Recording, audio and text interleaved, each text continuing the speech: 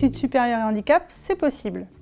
Notre volonté est d'encourager et de soutenir les futurs étudiants en situation de handicap. De l'école maternelle au lycée, votre scolarité est accompagnée par des plans, des projets, des programmes d'aménagement à durée variable en fonction de vos besoins.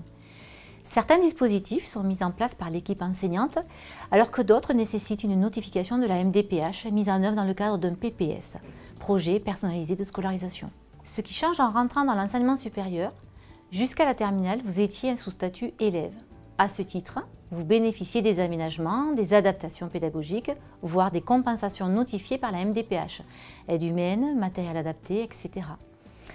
Chaque année, un enseignant de référent de scolarisation réunissait une équipe de suivi de scolarisation, une ESS, en présence de vos parents, sauf si vous étiez déjà majeur, du chef d'établissement, du professeur principal, du médecin ou de l'infirmière pour faire le bilan de vos projets, évoquer vos besoins et ajuster au mieux les aménagements et compensations. Dans l'enseignement supérieur, vous aurez le statut d'étudiant. Les aménagements, les compensations et l'accessibilité des locaux est à co-construire avec les référents des universités ou écoles que vous intégrerez. Dès l'acceptation de vos vœux, il sera utile de prendre contact avec le référent handicap, ainsi qu'avec le service interuniversitaire de médecine préventive et de promotion de la santé, le SIMS. Attention, le recours à l'aide humaine n'est pas systématique. Les étudiants en classe de brevet de technicien supérieur, BTS, ainsi qu'en classe préparatoire aux grandes écoles, CP-GE, bénéficient du double statut élève et étudiant. À ce titre, ils peuvent bénéficier des compensations mises en œuvre par l'Éducation nationale. Pour poursuivre dans l'enseignement supérieur, vous devez candidater via la plateforme Parcoursup et respecter les différentes étapes du calendrier. Une phase d'information de novembre à décembre, une phase d'inscription et formulation de vœux de janvier à mars, une phase de confirmation de vœux courant avril. Et enfin, l'étape réponse en juin. À l'étape réponse, si vous n'obtenez pas de vœux, vous pouvez saisir la CRAES, Commission régionale d'accès à l'enseignement supérieur. Vos dossiers Parcoursup et la fiche de liaison seront alors examinés. Nous vous conseillons fortement de saisir la fiche de liaison lorsque vous formulez les vœux. Nous tenons à vous rassurer que les établissements de l'enseignement supérieur n'ont pas accès à la fiche de liaison lors de l'examen des candidatures. Elle pourra être utile pour une éventuelle demande de réexamen auprès de la CRAES. Cette fiche de liaison sera transmise aux établissements après les résultats.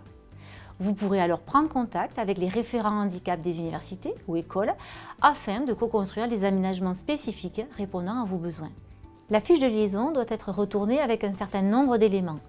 Les aménagements obtenus pour les épreuves du baccalauréat, la notification du PPS, l'avis du médecin scolaire ainsi qu'une demande écrite du futur étudiant précisant sa situation.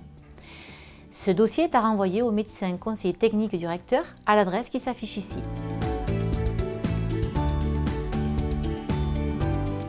Pour trouver le référent handicap, il faut d'abord aller sur Parcoursup.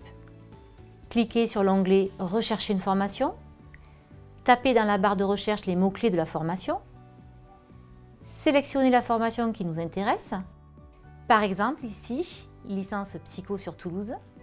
On clique dessus. Ça ouvre une nouvelle fenêtre contenant toutes les informations sur la formation. Et dans l'onglet « Contacter et échanger avec l'établissement », on trouve les coordonnées du référent handicap.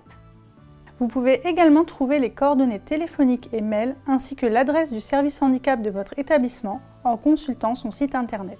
Tous les établissements d'enseignement supérieur à Toulouse et en région disposent d'un service en charge de la mise en place des aménagements de cours et d'examens pour les élèves et étudiants en situation de handicap. Si vous êtes en situation de handicap durable ou temporaire, si vous avez un trouble de santé invalidant, dès votre inscription dans l'enseignement supérieur, contactez le service handicap de votre établissement. Vous pouvez être reçu par le personnel médical du SIMS, service de médecine préventive et de promotion de la santé. Si votre établissement est conventionné avec le SIMS, les préconisations pour adaptation et aménagement des épreuves, d'examens et de concours seront établies par un médecin du service après étude de votre dossier médical. Si votre établissement n'est pas conventionné avec le SIMS, il vous indiquera la procédure, préconisation du médecin traitant ou de spécialiste. En fonction des préconisations médicales, de nombreux types d'aménagements peuvent ainsi être mis en place. Temps majoré, salle particulière à petit effectif ou salle seule, prêt de matériel, secrétaire d'examen, adaptation des sujets, adaptation de l'épreuve, adaptation des supports de cours, aménagement du cursus, une année en 2 ans, ordinateur personnel, LSF, langue des signes française, tutorat enseignant, preneur de notes, carte coupe-fil, accès ascenseur ou parking via des badges, augmentation de la durée de prêt d'ouvrage auprès des bibliothèques. Pour demander une bourse, comme pour tous les étudiants, il faut remplir un dossier social étudiant, le DSE. Cette bourse est accessible sans aucune limite d'âge pour les étudiants en situation de handicap.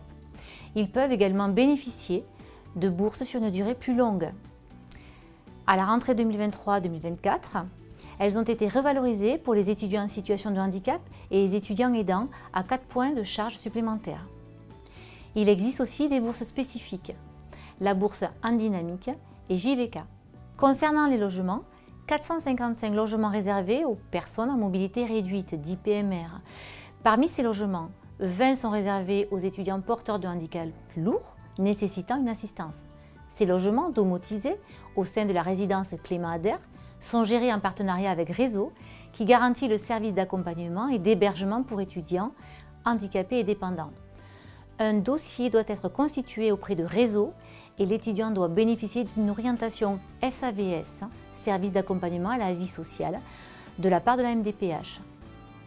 Toutes les structures de restauration du Crous de Toulouse-Occitanie sont accessibles aux personnes à mobilité réduite. Une carte coupe-fil permet d'accéder de manière prioritaire aux différents points de restauration du Crous. Elle est délivrée sur demande par les pôles handicap étudiants des établissements. En période de pré-rentrée, le Resto U Le Canal organise une matinée d'accueil pour les étudiants relevant du dispositif Atypie Friendly, dispositif en faveur des étudiants présentant un trouble du spectre de l'autisme, pour qu'ils puissent se familiariser avec l'équipe de restauration, le fonctionnement du service, le système de paiement et les locaux. Dans le cadre de la convention À tout pour tous, un événement Études supérieures handicap c'est possible est organisé chaque année dans un établissement d'enseignement supérieur début février. Vous trouverez le détail du programme et des intervenants sur le lien qui s'affiche ici. Vous êtes invité à y participer en présentiel ou en distanciel. Nous vous souhaitons un bon parcours dans l'enseignement supérieur. Pour plus de renseignements, consultez les informations qui s'affichent.